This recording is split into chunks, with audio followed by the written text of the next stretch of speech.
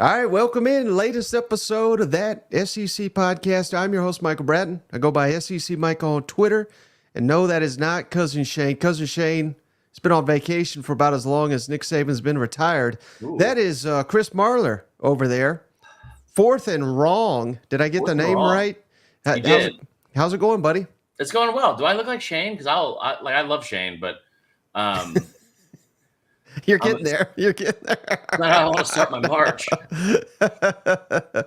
No, but again, this is, I don't know if you even see the titles on these, Chris, but I've basically every time you've been on, I've been calling them Alabama's in Shambles. This is part 3 since the decline of the Nick Saban dynasty. Mm-hmm. And, you know, this is not even a basketball show, but I have to reference, I watched my first college basketball game of the season Saturday night. There was an entertaining one. What does it feel like that Alabama has been surpassed by Tennessee in yet another sport? So here's the thing. It doesn't feel as bad as it did last year, because last year Tennessee beat Alabama in everything. Like, they beat them in absolutely everything. Yeah, I mean, it's just like that game sucked. And like, they had like Bama was up like 7, I think. They were up by 7 in like between the under 12 and under 8 minute mark. And it seemed like they were dominating. Tennessee couldn't make a shot. And then all of a sudden it was like, I like looked down at the score. I'm like, they haven't like extended this lead at all. It's just awful. But yeah, so I mean, you know, what are you gonna do? I can't believe it's the first basketball game you've watched all season. Right. Well, this is a football show, Chris. I watch more football even now than I do basketball, but that was a big one. I got it. So I'm catching the fever a little bit. It is March here, getting into the madness, and we got the SEC tournament coming up pretty soon. We're gonna try, fingers crossed, we're gonna have an event right around the SEC tournament for anybody coming to the tournament. I think we're planning Friday night, so keep that date open. Will you be coming to the tournament or no? No. I mean, I've been to the one in Atlanta. It's a lot of fun. The one in Nashville is awesome, but I will not. What's up, Harry LeGee? I will not be there. So, well. Sounds like fourth and wrong is starting wrong. I mean, you got to make the damn tournament here. Tell us before we get rolling, before I continue to bash Alabama. Can you tell us a little bit about this new project you got going? Yeah, so I'm really excited. I'm actually really excited. I've spent the last 6 years doing what you and I used to do together, which is build stuff for other people and build stuff for my old company. And I'm happy to be, kind of following your path here and on my own. And me and my co-host Tyler Huck, we used to have the Saturday Football Uncensored podcast, and we are starting our new one tomorrow. So it's called Fourth and Wrong. We'll talk about college football, talk about all things SEC, CFB. We'll probably throw in some basketball stuff, a lot of gambling as well. We'll probably talk about how today I had an unreasonable amount of money on the Iowa women's basketball money line, but it'll be a lot of fun. We talk a lot of college football in there. I always say if you love college football and you hate the bleep button, you'll love the show. And here's the little graphic. This is a terrific graphic. Chris is elite at his graphics, so I assume you made this, right? I did, man. I did. Okay, great. Yeah, it looks great. Now, those little sausage fingers on the beers, huh? Those are actually my fingers. So. So I can't wait. So you're saying that starts tomorrow? Yeah, first show is tomorrow night. We'll be doing it live, 8:00 Eastern. Should be a lot of fun. Harry LeGee's one of our favorite listeners as well. We're just excited to be back into it, and we've had a month to kind of wait around for stuff, which we'll get into on the podcast tomorrow. But I had a DM from somebody yesterday. It's like, I can't wait tomorrow. I'm going to start calling you Richard because I know you're going to be really petty. And if you love that, you're going to love the show tomorrow, especially. So, right. Yeah, I'll be in the comments trolling you basically the entire show. So you'll be on the lookout for that. So let's get back to Alabama being in shambles, as I like to call it here. Jalen Milroe can't throw the football. I don't know if you've heard this popular narrative. Now, I'm not buying it, but different system. He's clearly not Michael Penix. I think Kalen DeBoer would be a fool if he asked him to be Michael Penix. I think Kalen DeBoer is smart enough not to do that. But is there any part of you, Chris Marler, diehard Alabama fan, that sits here and says, well, maybe Milroe will fail to adapt? And, hey, Alabama does have it's unproven, but they have a quality quarterback room right now entering spring. Maybe they have some guy, maybe whether it's Ty Simpson or everybody was enamored with Dylan Logaram, the freshman. What if it's one of these guys that is just perfectly suited for DeBoer's offense? Could that at all happen, do you think? So I don't think it'll be Lonergan if he's still around. Love the fact that he is still around. I think Austin Mack is going to be a guy that you need to look out for. Love the fact that Ty Simpson didn't leave. Jalen Milroe. So what you meant was Jalen Milroe. Here's my favorite thing, and I will defend Jalen Milroe more than I will defend the University of Alabama, hands down. And I love all the narratives about it. And I put out graphic after graphic after graphic about this after the Rose Bowl. And the numbers from Jalen Milroe are really good in a lot of areas. And he's very dangerous with his legs. I think that, just to be honest, Mike, this is a good looking graphic too. Look at you. Yards per attempt, second. How about pass efficiency, where he also ranked second? I mean, he was elite in a lot of areas in this conference. And one of those areas that's more important than every other stat we even have here, Mike, is win-loss. He hasn't lost to an SEC team while they've been in the SEC as a starter since he's been there. The only loss he has is against Texas, right? And then obviously the one against Michigan. But this is a team that everyone gave up on this kid. And when the schedule got the hardest, going from November, and he had to play LSU, and he had to play, on the road against Kentucky, he had to play on the road against Auburn, and then he had to play, Georgia in the SEC championship game, and then a really, really good Michigan defense that, statistically was up there around some of those like Saban and Kirby Smart defenses.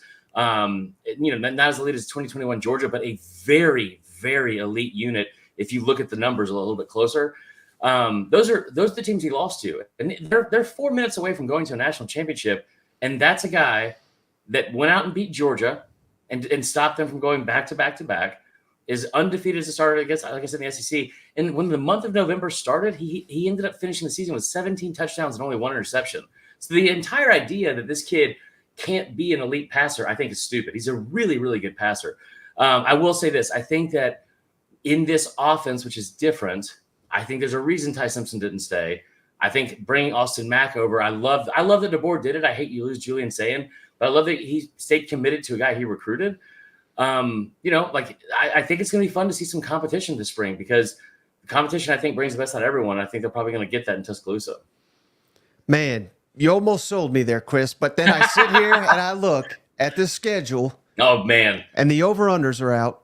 Alabama, 9.5 projected to win 9.5 ball games next season. I'm going to throw up a schedule here. So if you had to bet the mortgage, Chris, on Alabama, 9.5 over, under, you obviously can't push with that. They get you with that half a game. You go over or under in Kalen DeBoer's first. And keep in mind, I always got to say this, people forget, this is just regular season, 9.5. Right. So if they win the SEC title, if they win a couple bowl games, that does not count. This is just for regular season. You going over or under Alabama, 9.5 wins next season? If I had to bet the mortgage and Biden's economy, I'd probably go under. It's really hard to get out right now. I don't know if you guys have looked at the market, but it's not great. Here's the thing. We talked about this a couple weeks ago, and I look at the 2 losses that I see where it's most difficult for Bama is if you get to 2, you can't lose anymore. And I think that Georgia game is scary. Now, they're only a 3.5-point underdog in that game. And we all think that Georgia's the best team in the country, I think, going into the season. I do. I think that most people would agree with that. Ohio State will be up there as well, but I think Georgia's probably the one, especially in the SEC. The one that I've told you over and over again that I think is probably even more of a surefire loss than that is Tennessee. Oh, so, yeah, I agree with that. Good take. Good take. Thank you. It's the first time you ever told me that. Hill, Mercer's coming up. No, I mean – do you just completely overlook week 3 at Wisconsin? I didn't overlook that. I'm not super concerned about that. Maybe I should be. Mm-hmm. But there's also so much more on the schedule that is more concerning. It's not even that Wisconsin's it's going to be an easy win for Bama. It's just that, man, even after Tennessee, you got to play Mizzou. And then you get a week off, but you got to go to Death Valley. Then you got to go to Norman. And then you close with Auburn. That's one thing I think that Bama's going to it'll be interesting to see what they look like in a couple other teams around the conferences. There's so many teams that have kind of had this built-in schedule for the last decade or so, which is, all right, we're going to play that Mercer game right before our rivalry game, and we'll be, we'll get to rest up a little bit. We won't be injured. going to Norman and then playing Auburn back-to-back is not easy. There's just so much on that schedule. And a team that I haven't even mentioned anytime you've asked me about it is Mizzou. And, you get that, like, at home at least. But I will say this. I think that I agree with Mizzou. I think we'll give them a fight. Because here's the other thing, too, Mike, and you've seen this more than anybody because you're constantly online, and that's coming from me, is that Bama's secondary is real thin. Right. I mean, real thin. They lost a lot of people in that secondary. So if they go, let's just say they go 8-4, which I don't think is crazy, and I'm not sitting here predicting that, but let's say they lose to Georgia, they lose at Tennessee, which again they may beat Tennessee. Let's say they lose at LSU. I think those are all conceivable. Mm-hmm. So Mizzou at home, at Oklahoma, Auburn, which I don't think Auburn's going to be that good, but rivalry. Let's say you drop one of Mizzou, Oklahoma, Auburn, and they go 8-4. What's the panic level in Tuscaloosa that Kalen DeBoer was a mistake of a hire? Well, you talk about the names that the three teams that you mentioned. Mm-hmm.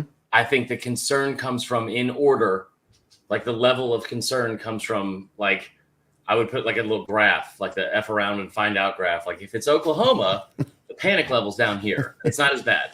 Right. If it's Mizzou, probably a little bit up here. If it's Auburn and you lose to Auburn in Tuscaloosa for the first time since that comeback game, it's up here. And that would be a concern because that's something you have not had to see, right? Like, I mean, like you've not seen them lose at home. And so I think that there's multiple ways to look at that, where I said this last year with Hugh Freeze, like, man, like they could be going to that Iron Bowl with 5 wins in a row. They obviously didn't do that. But like talking about building momentum, Auburn's in a situation right now where they can really build a lot of momentum for the program because of what's happening to Big Brother in state. And that's Saban being gone.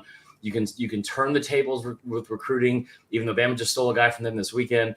But you could really turn the tables in that state like almost immediately by going to get a win there. And if something happens like Bama's 9-2 and has to get a win to get into the playoff, and you lose to Auburn, then the panic meter, even though you won 10 games, then the panic meter is or actually you know 9, but the panic meter would also still be very, very large there. How about this comment from Andre up here, or Andre? Oklahoma will win the West in the next 3. I can guarantee you, Chris. Yeah. That will not happen. Now, here's the thing. Here's the thing about Oklahoma and Texas fans that really seem to do a good job of coming into this conference is being humble, understanding the traditions, and then understanding the basic logistical layout of the conference. There are no divisions. So I don't know if you're talking about going to win. If we're going to be in a civil war or something, you're just going to go take on California. I bet on you then. Well, I have heard this, Chris. I don't know if you've heard it, but apparently Jeff Lebby, and if you look at his track record, he's worked with a ton of really successful quarterbacks. He has said that Arnold, what's his name? Arnold. Jaxson Arnold, my bad. Jaxson Arnold, most talented quarterback he's ever seen, he's ever worked with. So if he lives up to that. About Oklahoma, this little thing fell down on my back. Yeah, horns down, it fell on you? Yeah, it was the Longhorn. So there you go. It's a metaphor. My bad. I didn't interrupt. Now, speaking of turmoil, I mean, the program that's really in turmoil here, Chris, Florida, over under 5.5. And people think I shit on them just because I think they can go 5-0. I think that I'm not predicting it, but I think that's a possibility. I don't know how many more they're going to win after that. But what would you say to Florida, 5.5 over under this year? Man, we've talked about this so much in the offseason that I feel like it's almost ad nauseum that it makes me feel like they're going to do something. Only because we have talked about it at like I said, ad nauseum. I told you this last time I was on here. That second game, man, the last time Samford went to the Swamp, they put up 52 points. Like, there's just, I don't see anything besides Mississippi State that's a guaranteed dub right there. Mm-hmm. UCF, you get them at home, that'll be that. I mean, UCF will have a chance to possibly put a nail in their coffin. Going to Tennessee is going to be tough. You lost there last time. That's a game you'd surely would rather have in the Swamp because Tennessee's only beaten them twice since like 1971 in the Swamp. I just want to throw that fact out there for you. Heupel's he's only 0-1 down there. Yeah, that's this new era. But when I look at this, I whenever I see like over-unders on win totals, what I try to look at is where are the guaranteed wins? And I'm not saying this to be hyperbolic or trying to be, rude to Florida fans, because I'm pulling for Billy Napier. I only see one guaranteed. I only see one guaranteed. No, I'm not stupid enough to sit here and say they're going 1-11, but I think your point being is they're going to have to win a lot of toss-ups. Yeah, I mean, like they're a ton. So, I mean, that Ole Miss game, like maybe you're like your best bet for that Ole Miss game is like, well, maybe we'll catch them sleeping. But then you look at what they have around them. The last 5 games of the seasons are a nightmare. I mean, just a nightmare. I don't know if you ever visited Tallahassee. Not a great place. So even just going there on the road, like it's like few people come out of there unscathed, especially teams. So I don't know. There's a lot on this schedule that is terrifying. But I also think that in situations like this where you can find in a head coach going into year 3, it might be a little bit more difficult in the portal because it's not the same core nucleus of guys. But this is where a lot of coaches, if you're a good coach and a good motivator, you can kind of rally the troops around everyone and say, like, no one believes in us. Like lock the doors, lock the gates, and block out all the outside noise and go from there. Now, speaking of the team that is on the rise more than any other in the SEC, Chris, Tennessee, 9.5 over/under. Yeah. And now you just said you think they beat Alabama. Mm-hmm. So that leaves me to believe you think they're going to be a solid team here. Yeah. Taking that into consideration, you're going over/under on Tennessee right now at 9.5, given their schedule here. Well, you can't sleep on UTEP. I think if there's one thing Jeffrey Epstein taught us, is you can't sleep on the Miners. So, so that's horrible.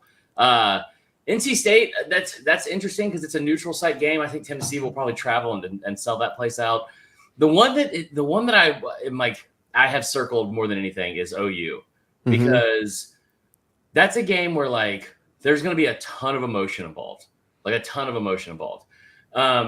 I would, just looking at it and everything I've said from the offseason, like I would take the over.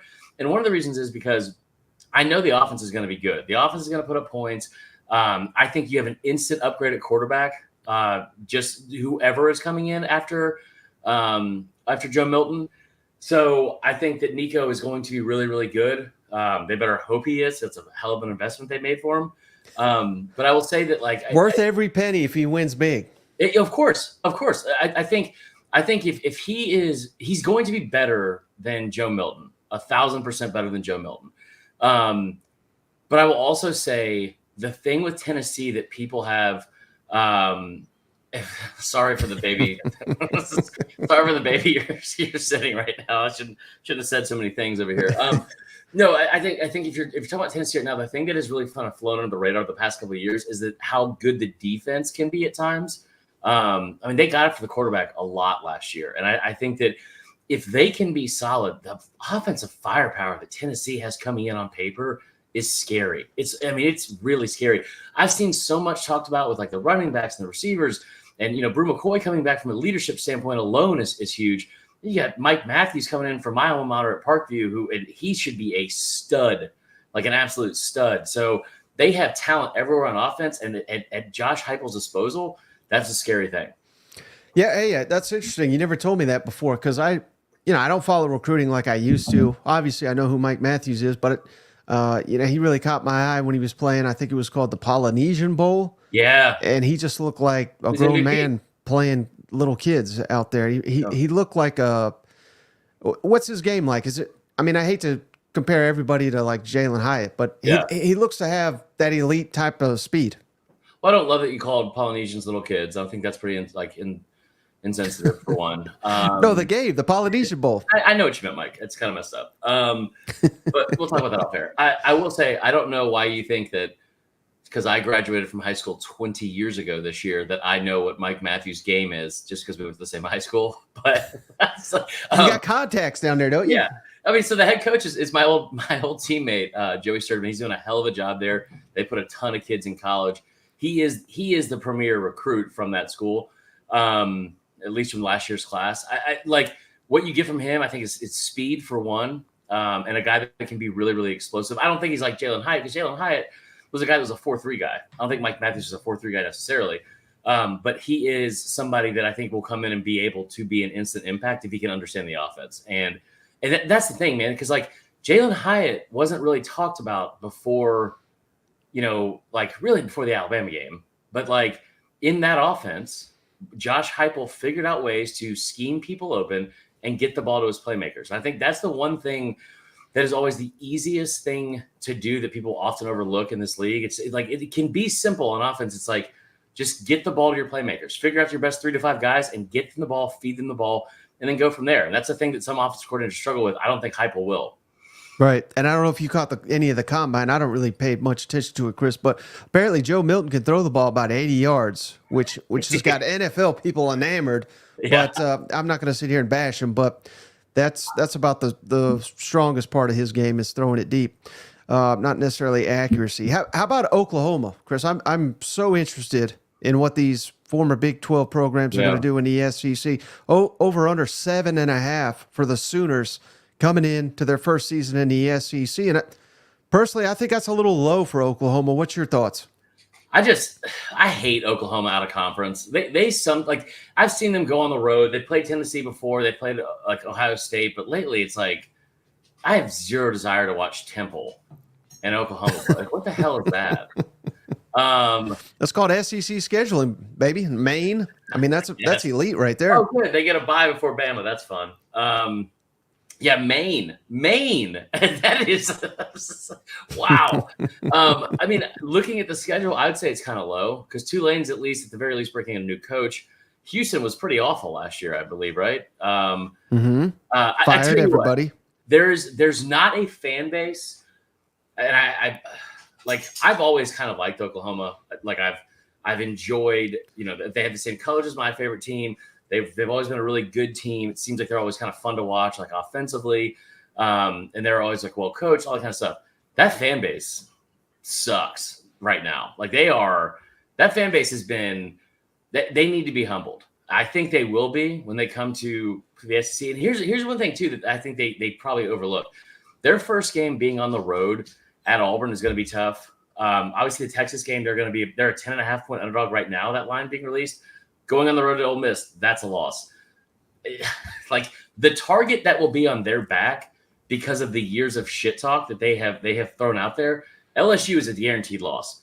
That South Carolina game, do not let Shane Beamer get a contract extension by beating you like he did Tennessee a couple years ago, or just beating you at all. You know what I mean? Like that's not going to be easy.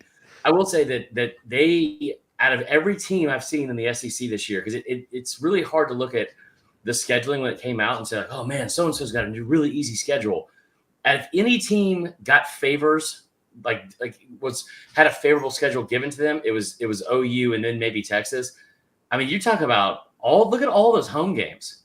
Mm-hmm. Like that's, I mean, like, especially at the beginning of the season, you're trying to like dip your toe into the deep end with like all the other big boys. Like this is going to be, at least you're given the chance to have a better start. I don't think that they're going to be horrible. But I think that they are in for a rude awakening of what they think they're going to do. They went 6-6 last year, right? Oklahoma? No, they won 10 games last year. That's what I said. I thought 10 games. That's what I thought. 2 years ago. Good for me. I don't see that happening in the SEC. I will say that I think that like there's not a fan base that needs to be humbled more than them. How about shout out Rick? Appreciate you, brother. Cousin Rick, $50 for all the teams in the SEC chasing the Aggies for second place. Support the podcast. I love it. Let's go to the Aggies then, Chris. Yeah. To hell with the rest of these teams. Rick is right. We're all chasing the Aggies. Do we split that, or I mean, like, how do we? No, I get it all. But A&M scared. And this is a tricky one because I believe in Mike Elko. I believe in a lot of the talent. Yeah. They've added so many pieces via the portal. It's going to be interesting to see how they all fit in there.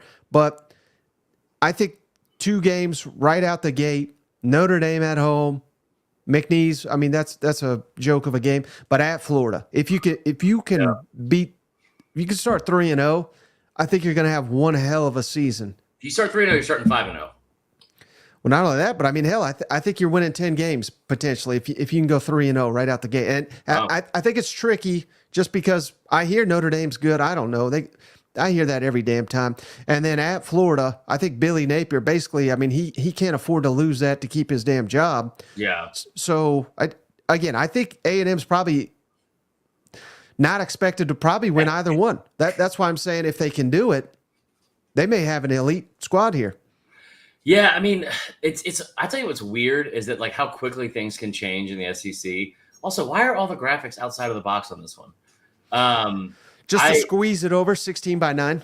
Okay, fair. I think that it's odd to see how quickly things can change because people really hated A&M, I think, around the SEC because of Jimbo Fisher, right? Mm-hmm. And that contract he got was ridiculous. So it was always funny to watch them lose. I still say that A&M in this day and age of NIL is going to be a sleeping giant. They were still able to get like a really good recruiting class and hold on to some guys.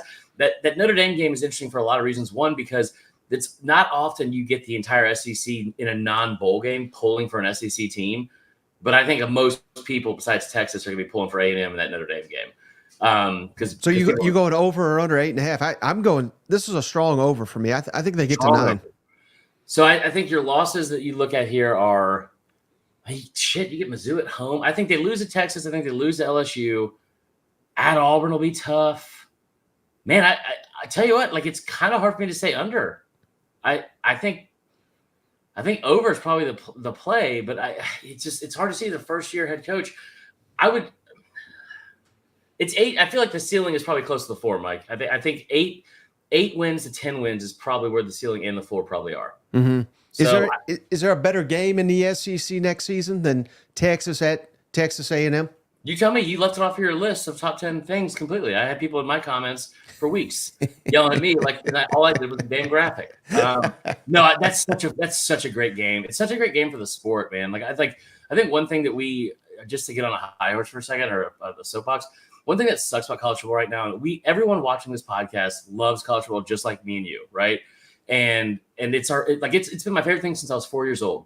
It just feels like all the decisions that are being made for college football and surrounding college football right now have nothing to do with what fans want.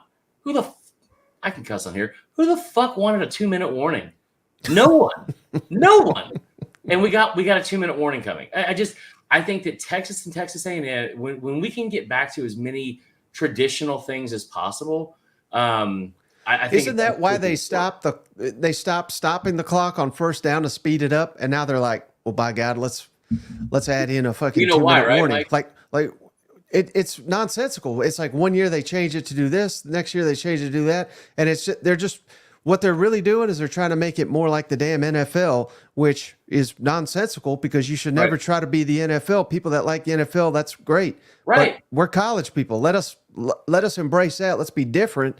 And that's why I love college football, because it's not the damn NFL. Yeah, but the money the NFL makes, I think, is finally kind of it's ballooned and gotten bigger and bigger and bigger. And no matter what happens to that sport and that league, it just continues to get bigger. What's up, Willie Gray?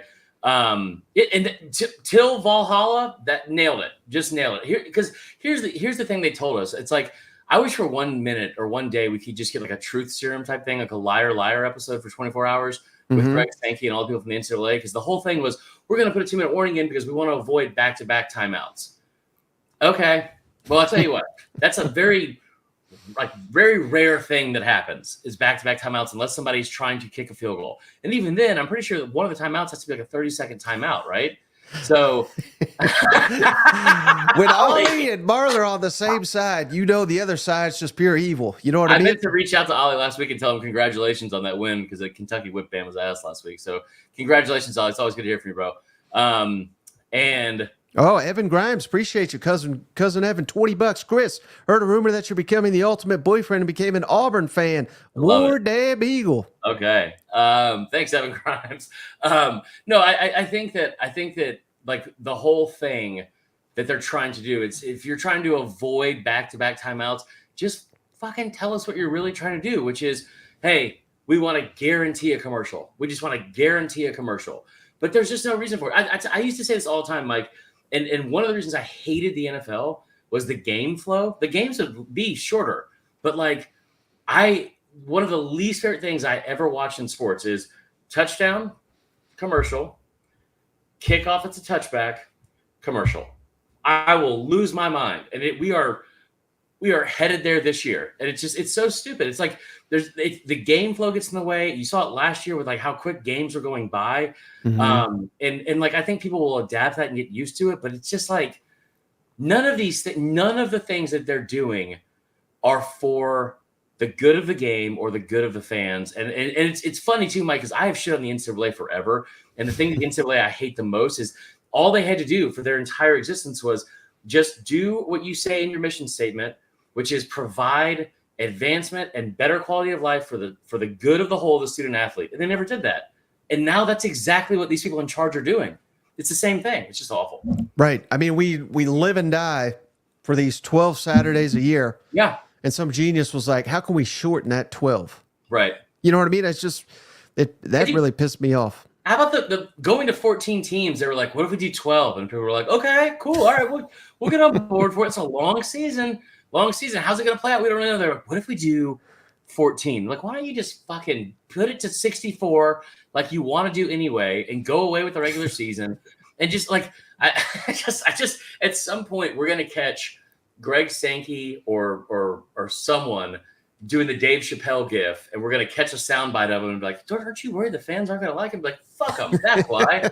Like, that's we're so close to that. All right, let's get back on track here for a minute here, Chris. Texas, this is the other one, obviously, that we're so excited to see them in the SEC and how it changes the conference and how it changes them with a significantly tougher schedule. Even though their schedule is quite favorable, it's significantly tougher than it was in the Big 12. They're over under.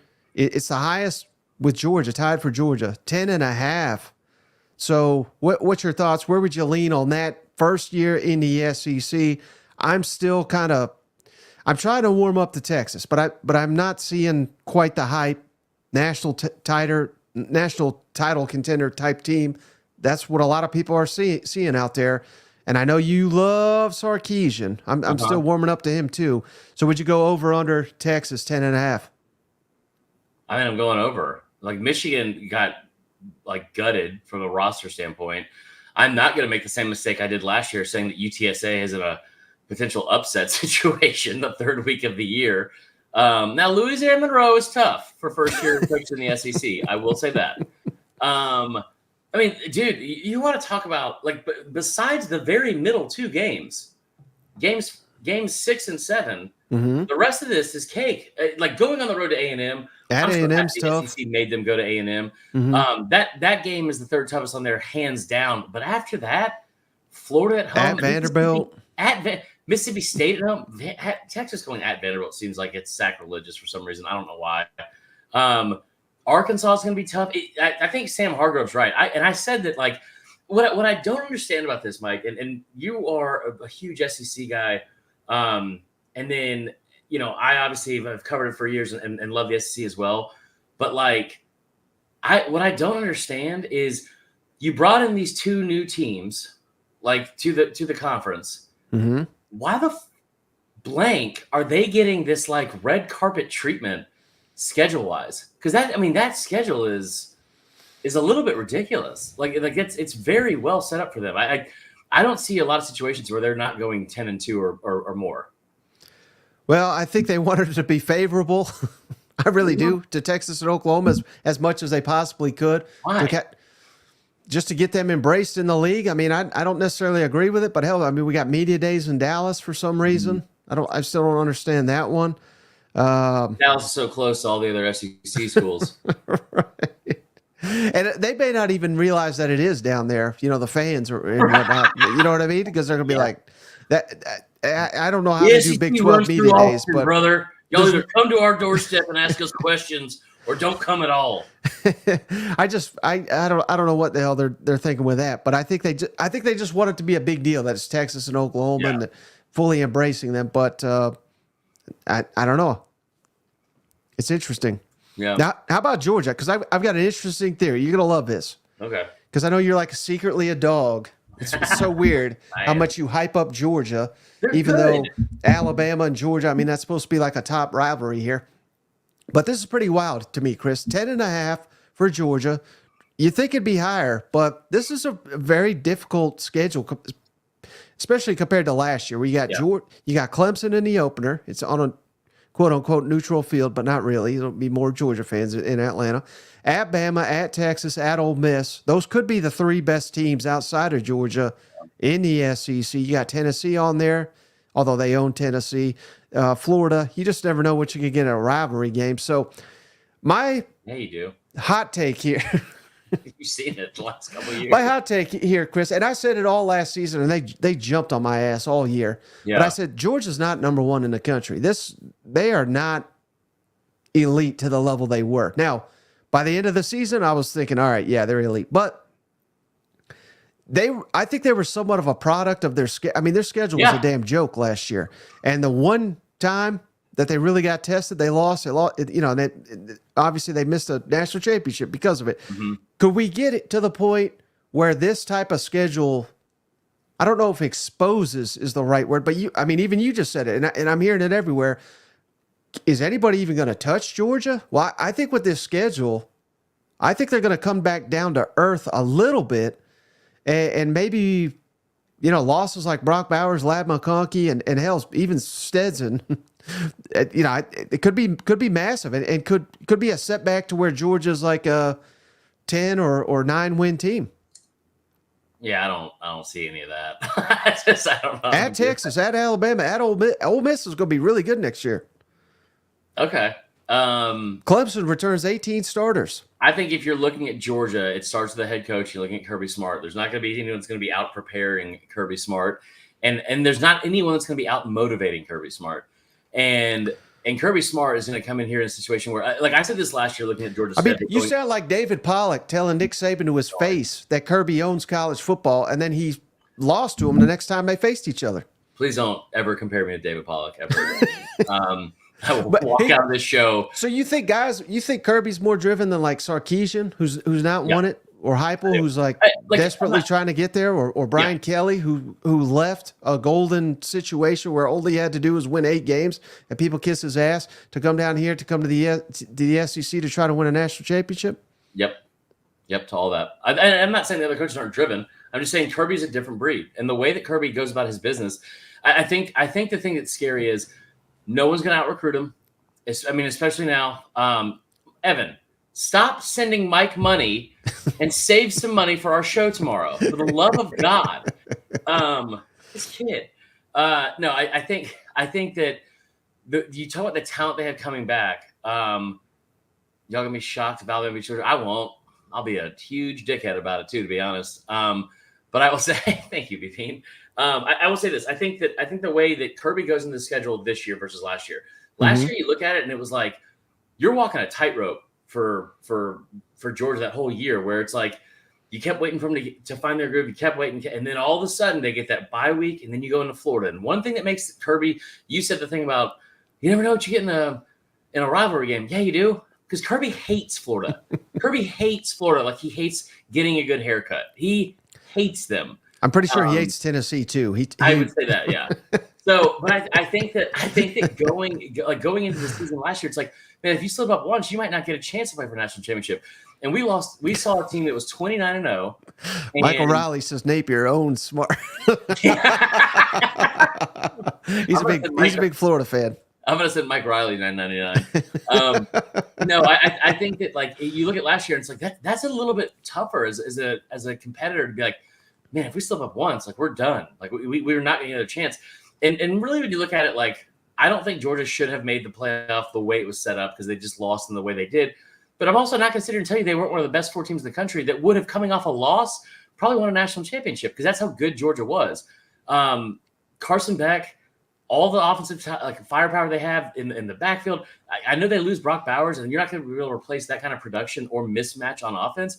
But they have a loaded tight end room. They have recruited that position better than anyone in the country, and it's not even remotely close. The receivers, you got guys everywhere. You know the offensive line is going to be great. You know the defense is going to be great. You got dudes all over the field. My thing for them is I think this sets up better having a tough schedule like this. Now, if you can stay away from injuries, right? If you can stay away from injuries, I think that's really, really good. Also, Danny Nuss is the worst, whoever wrote that. If you stay away from injuries, this sets up better because Kirby doesn't really want to have a down week. like a perfect win for people like Kirby, Nick Saban. It's, we beat so-and-so, but we had a couple lapses in the secondary, or we didn't do this right. We got stopped on a 3rd and short and we missed a field goal. It's like anything you can use to have in practice for the next week. That's a perfect win. Not like 63-3 like they had against Florida State. A perfect win is something where we have things to work on still and build off of. And Kirby's going to be able to look at that schedule every single week next year and say, hey, guys, there's no time to rest here, because next week we got to go to Ole Miss. This week we got to go. We just went to Tuscaloosa. Now we got to go to Austin. Like, right. There is no rest for the what's it called, the Wicked, going into next season. I think he's going to thrive off that. Now you remember, I'll butcher the quote, but it was one that kind of buried Dan Mullen. Remember, Kirby was basically like, that guy doesn't like to recruit, basically, is what he said. And it was just like, my God, the fact that, he's just saying what we all knew already. But if you missed it, over the weekend, Trevor Etienne, he was on a Georgia podcast, and he said, well, I could have been running back 2 on a losing team. He's talking about Florida, obviously. Or I can go somewhere and possibly be running back 1 and win a natty. What's a more damning statement for Florida? Was it the Dan Mullen doesn't like to recruit, or Trevor Etienne's, basically saying, well, the coach is so stupid that he had me as a backup where I could probably be the starter on a national champion here? I think the recruiting one is the more damning one, because it came to – you don't think that you're sending me at least $12 out of this mic, you're out of your mind. I'm unemployed. No, I think that the one about Mullen is the one that's like kind of more damning, just because we saw it come to fruition so quickly. Like, this is the thing I told you. I don't think I said it on air, because I knew you'd use it against me. But I think that the thing that would really, like, the DeBoer comments, right? The DeBoer comments about how he's Husky Harson. He's just a potato Harson, or what the hell ever. He don't cuss. I found that out this last week. I don't love that. I don't love that at all. Kalen DeBoer.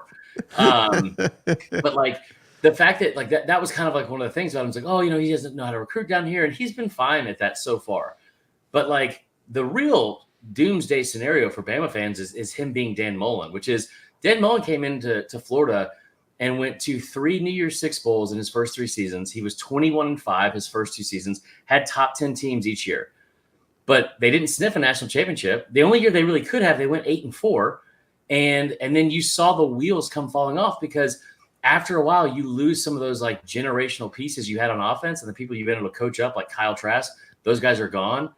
And now all of a sudden the cupboard's kind of bare, and you don't have the talent to out, like you're only going to out X's and O's Kirby Smart so many times, which happened to be one time. And you're not going to out recruit him. So it's like, I think that was the more damning one. I think that's the doomsday scenario too for Bama fans is that he could be the next Dan Mullen, not the next Brian Harsin. Yeah.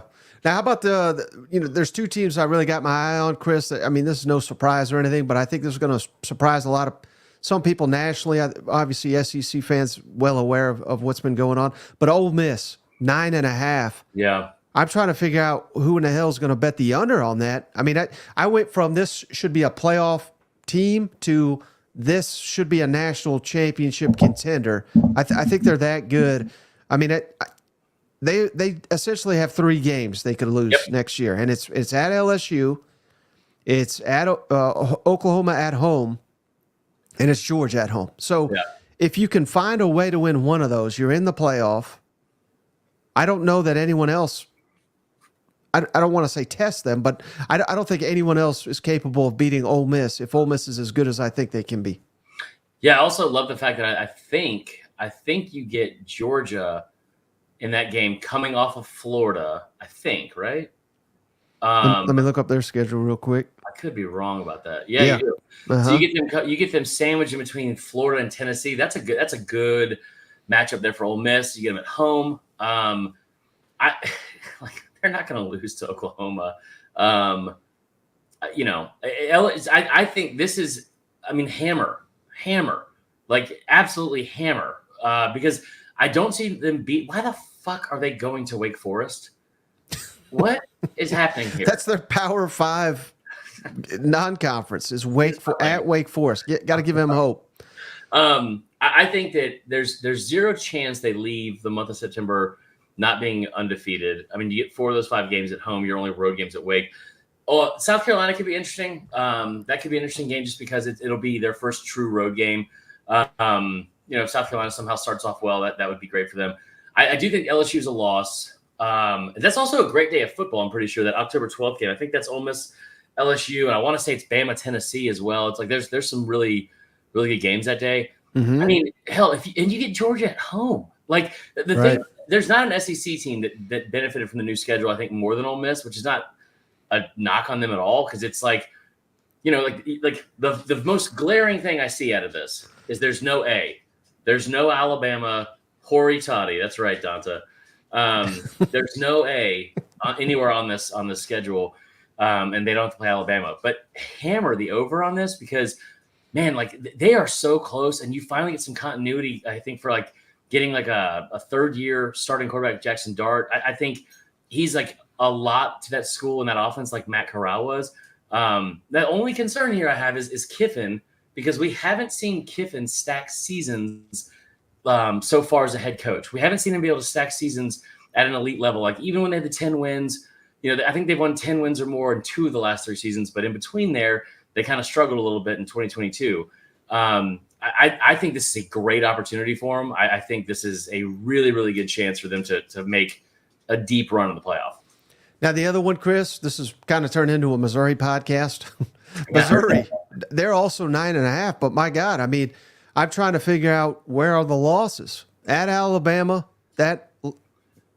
if Alabama's Alabama, that's a loss.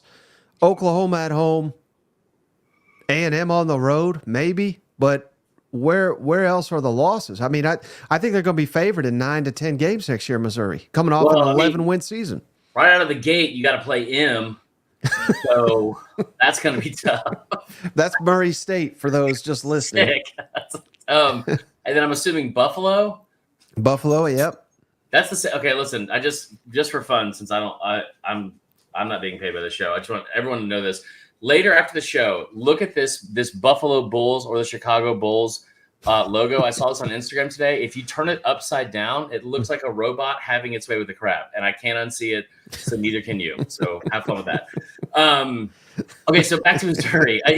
They definitely start 4-0. I think it'll be interesting to see. Like, now here's the thing: we talk about A&M could possibly start, undefeated in the beginning of the year. But if something happens to A&M in year one and they lose to Notre Dame, and then they slip up on the road in Gainesville, now you're talking about a 2-2 A&M team. In a very vulnerable place. I don't see them not starting the first half of the season without 5 wins. I don't see that happening. Auburn at home, Bama on the road. You get Bama the week after they play. Is it the week after they play Georgia? Or no, it's the week after they play Tennessee. Yeah. So that's a really good spot for them as well. I tell you what I love more than anything on the schedule is that they get a bye week before they play A&M and Oklahoma. Mm-hmm. That Oklahoma game, they are going to take – you want to talk about just like an anger bang. They are going to take out some pent-up frustration on Oklahoma. I think that game could look like what the Mizzou-Tennessee game last year looked like. I think that it could end up that way because I think like Mizzou and OU fans have been going at it all offseason. Drinkwitz brought up in his press conference last week. I think they have a very good shot to win 10 games. And I tell you what, Luther Burden, you get a year 3 of him and trying to figure out how to get him open. And get him the ball. They've got a lot of talent on offense. A lot of talent on offense. Maybe I shouldn't have said anger bang. I didn't think I would know what that meant, you perverts. Now, have you seen any of these debut Heisman odds from Circa Sports that had Carson, Beck, and Quinn Ewers, not only the favorites in the SEC, but the favorites in the entire country, 7-1 odds to win the next Heisman Trophy? Who do you favor in that scenario more, Carson Beck or Quinn Ewers? Well, so I think if Ewers wins, that means they would be in a situation where they probably would have either beat Georgia once at home or beat them in the SEC championship game in Atlanta. Because that's the way it looks, right, on paper, that those 2 teams are going to meet up for the SEC championship game. Ewers is good. I hate to say it, but like when you look at some of the other quarterbacks that they've rated coming out of high school, I think Ewers is really good. They got a ton of talent around him. Isaiah Bond is a good receiver. He's not A.D. Mitchell and he's not Xavier Worthy. And I think Amari Niblack could really thrive in this offense, but even he's not Jatavian Sanders. He could be because he's a night or matchup nightmare.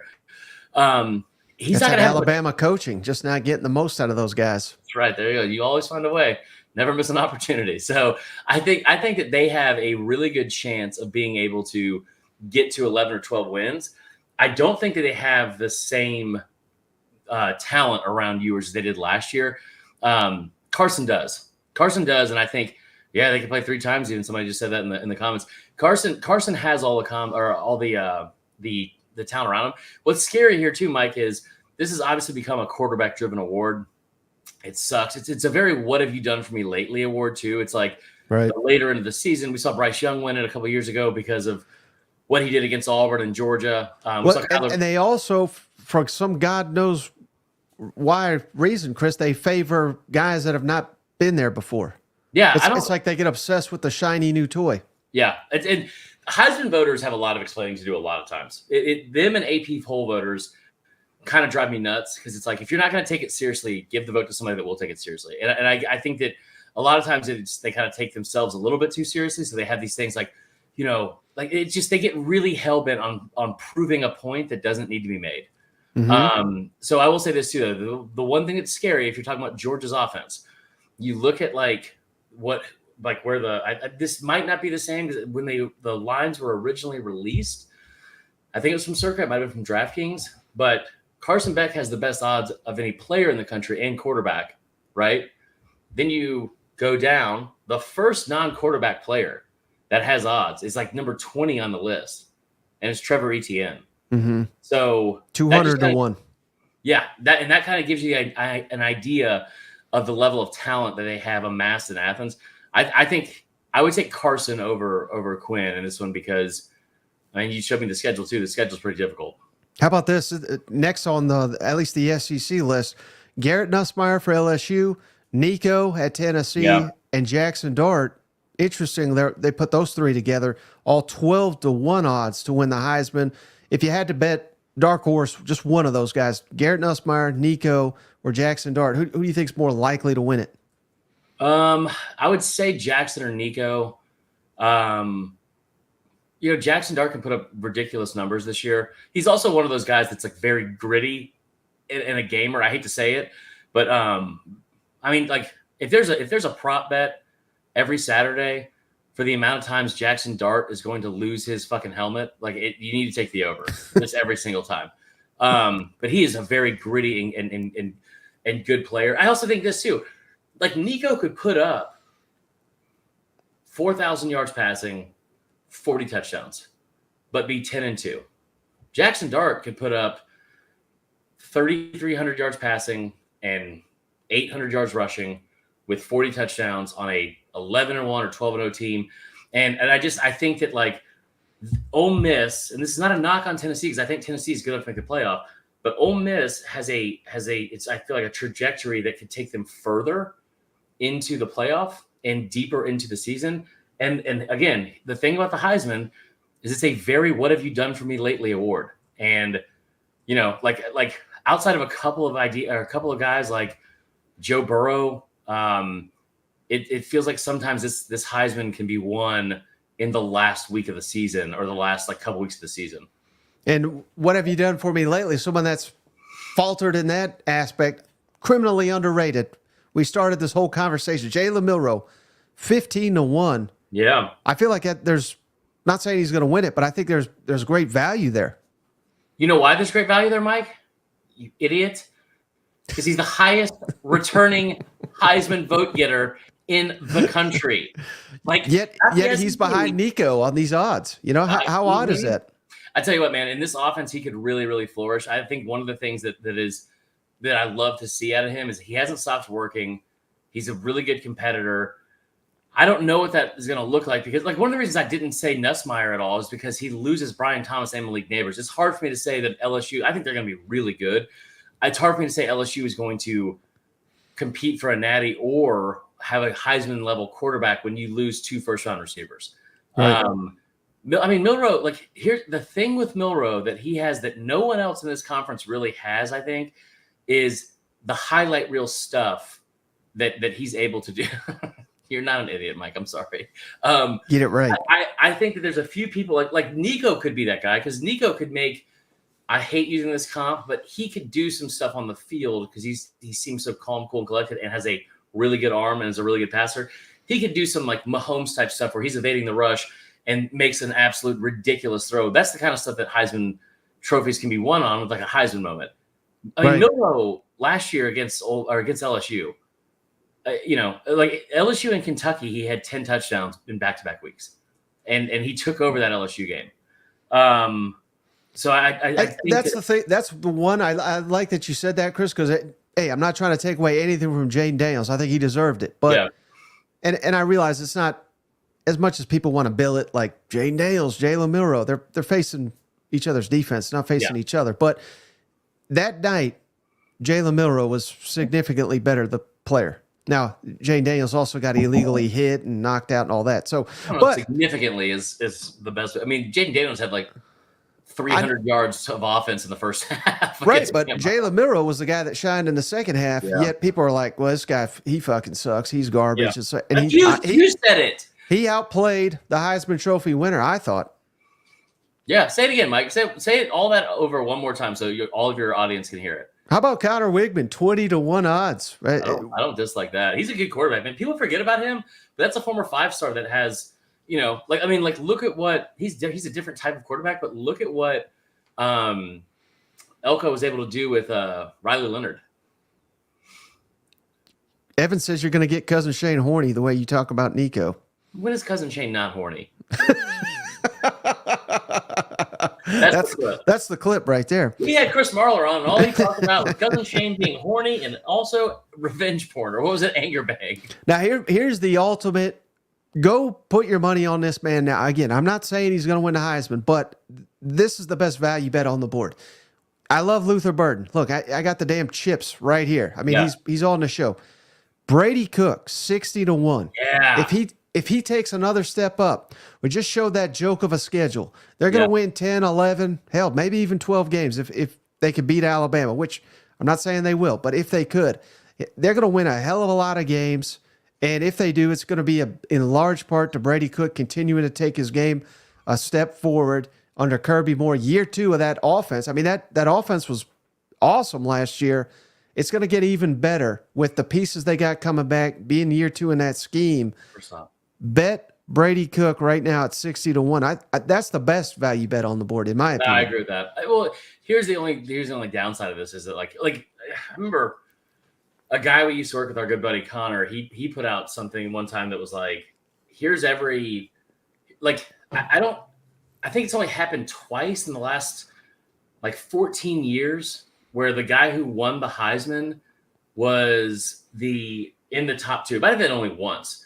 The guy who won the Heisman was like one of the top 2 preseason odds. And one of them was, I think, Marcus Mariota. So it's like that. It's been that long. Brady Cook has been really good. Brady Cook was a top 3 quarterback in the SEC last year, I think, for most of the year. And people just refuse to kind of give him credit because of the logo on his helmet. People need to fucking get over Mizzou and the idea that they're not a good football team. Mizzou is a very good football team. There's a reason they won 11 games last year. There's a reason they won 11 or 12 last year. 11.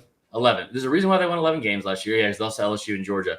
But there's also a reason why, like when you end a season by beating Ohio State, regardless of who's on the field for Ohio State, in a New Year's Six bowl, right? And the only 2 losses you have are to Georgia, who won 29 games in a row, and then the other one to a Heisman Trophy winner. Like, that's a very, very good season. And they return a ton of production and talent from that team a year ago.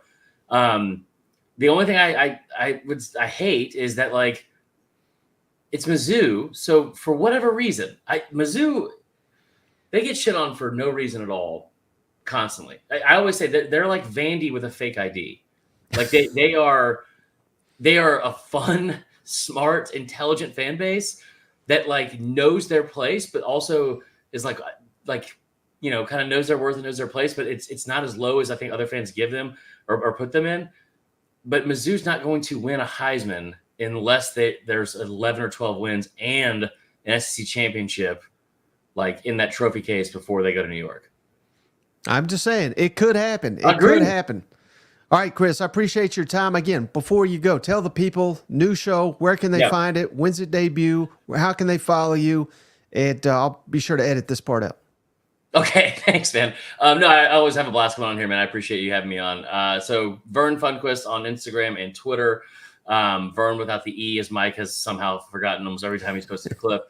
But Vern Funquist on Instagram and Twitter. The podcast is called Fourth and Wrong. It launches tomorrow. And we'll be live on YouTube. We'll have the show live on Twitter. And it'll be live on Spotify as well. I think we're still waiting on Apple Podcasts for some reason, but right now it'll at least be on there. And I'll post it everywhere on my social media as well. But we would love to have you guys and it's always fun coming on here, man. I appreciate you helping out with the pod. Absolutely. Go check it out. Fourth and Wrong. Appreciate you, Chris Marler. That's going to do it for this episode of the show. I appreciate each and every one of you, especially those that show up on the live show. And Ollie. We made like $300 that Chris will not see $1 of. Thank you very much.